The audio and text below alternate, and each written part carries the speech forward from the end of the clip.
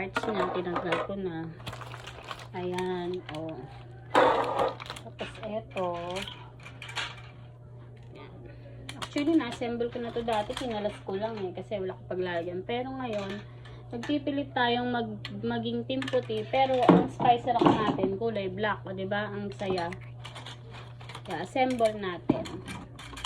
Ayan. First, ito. Yan. Nagagandahan ako dito. Mukha siyang pang mayaman. Kaya lang, ang gagamit, hindi naman mayaman. Yan. Chuchuk natin siyang ganyan, guys. So, yan.